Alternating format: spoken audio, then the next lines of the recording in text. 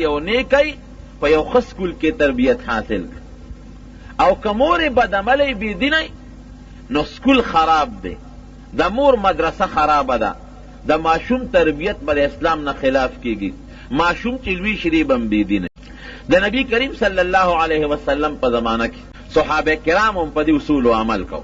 بدعدارو فحاشي او بدعملي او دا فتنې نه وي. حضرت عمر فاروق رضی الله عنه د هغه به دا عادت و چې د مدینې منورې په کوڅو کې به چکر لګاو او د خپل رعیت حالات به معلومول چې څوک اوږې دی، څوک نار دی، څوک موړ دی، چا ته څه ضرورت دی. یو ځل حسب دستور د مدینې منورې په یو کوڅه روان دی، چکر لګی.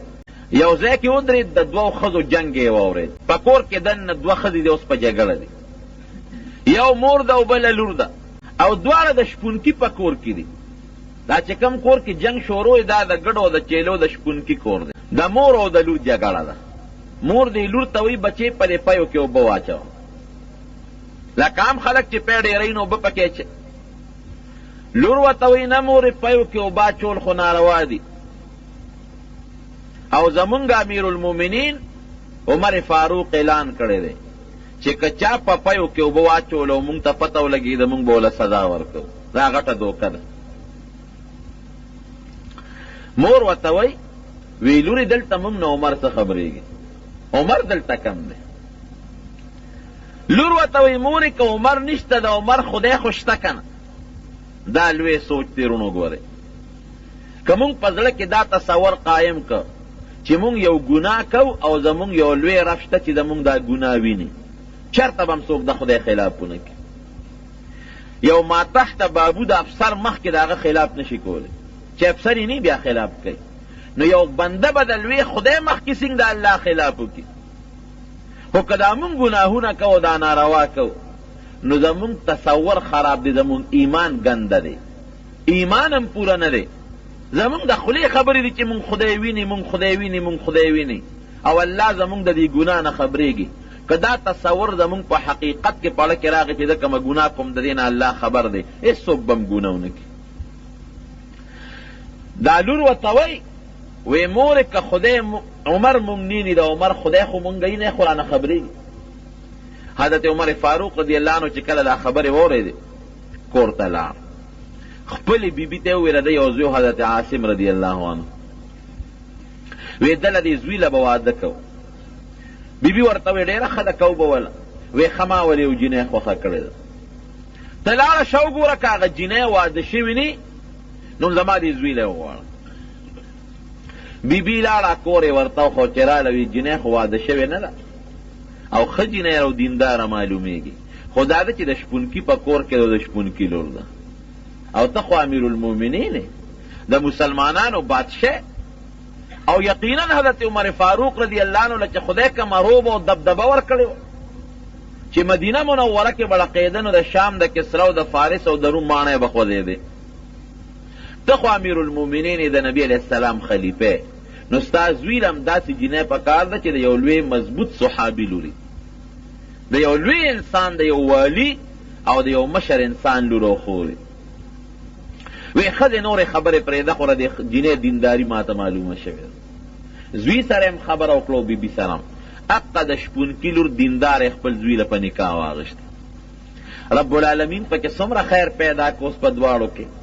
خدای پاک د هغه عاصم ابن عمر د عمر د زوی او د هغې پاکې بیبي په اولاد کې عمر ابن عبدالعزیز رحمت الله علیه غوندې شخصیت پیدا کړ. دا د پاکې بیبي او د پاک انسان د نکاح برکت او خیر. نو چې سړیم نیکی او جینیم نیکی وروستو چې څومره اولاد پیدا کېږي تر نسو پورې دا به ټول نیکان او صالحان. او کالک بدعملی او جینۍ بدعملی یا یو کس نیکی او بل بدعملی، یقینو کې دی په خپل هم بدعمل او چې څومره اولاد پیدا کېږي دا به هم ټول ګنده او بدعملی. د نبی کریم صلی الله علیه وسلم زمانه ده.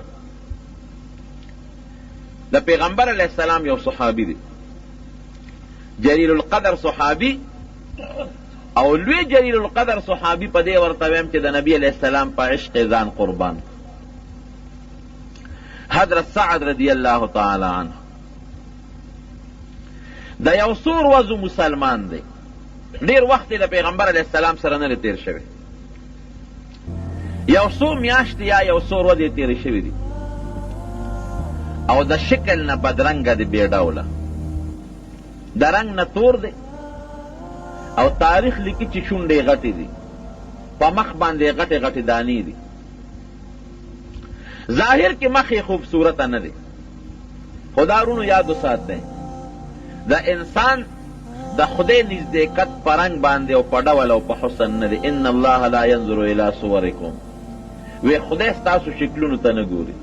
که شکل ته کتئ نو ابولهب به جنت فردوس کې ناست و، که په شکل جنت وی نو حضرت بلال ته به جنت بیا نه وی ملو شوی.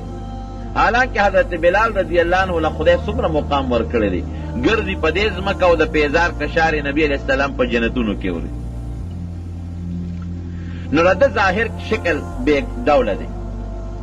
نبی کریم صلی الله علیه وسلم ته راغی او ډیر په فریاد او په جړا نبی علیه السلام ته کېناست، جاړي نبی علیه السلام.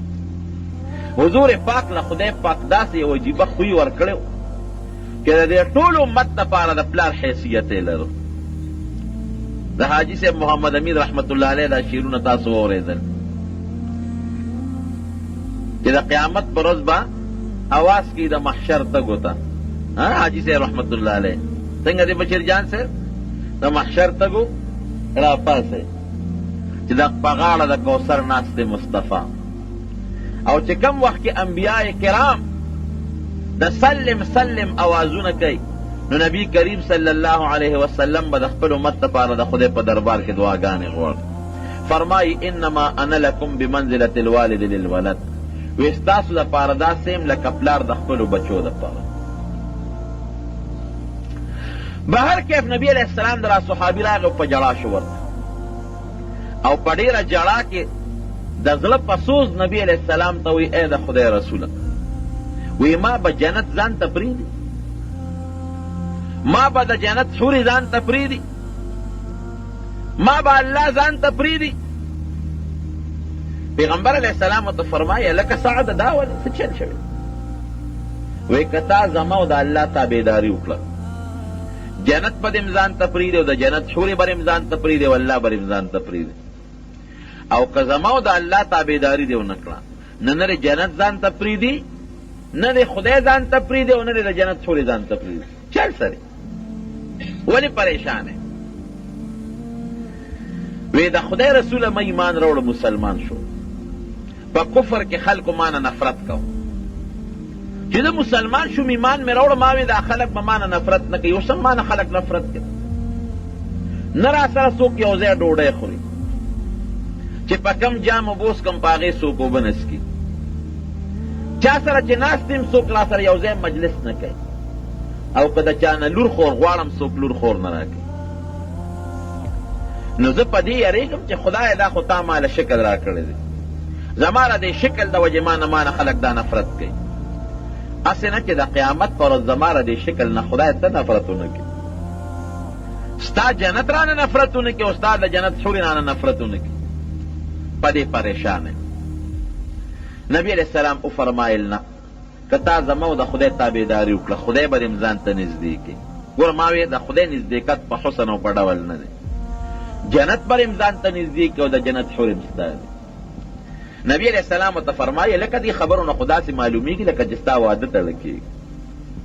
وی او صاحب واده ته مې لکېږي، خو ما له څوک لور خور کم ځای راکوي، ما سره څوک یو ځای ناسته پاسته نه کوي، لور خور به څنګه راکړي؟ نبی علیہ السلام آواز وکړ، یو صحابي حضرت په دا مجلس کې خو نو، خو د پیغمبر علیہ السلام یو نږدې صحابي دی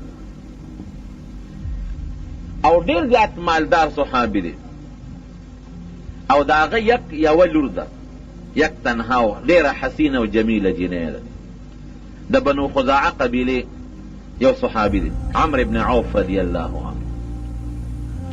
لور یې پیغله شوې وه، نبي علیہ السلام ته یې ویلي چې زما لور پیغله ده، که څوک یې په نکاح چاله ورکوي نو ورکړي. چې ده د واده فریاد وکړ نو پیغمبر علیہ السلام آواز وکړ، عمرو بن عوف شته؟ صحابه وی نه د خدای رسوله کور کې دی، اواز کې و بیا ده ته وی ته ورپسې لاړ شه، د هغه لور ده او پیغله شوې ده، زما تا سره هغې د هغې نکاح وکړه. ورشه پیغام ورته ورسوه.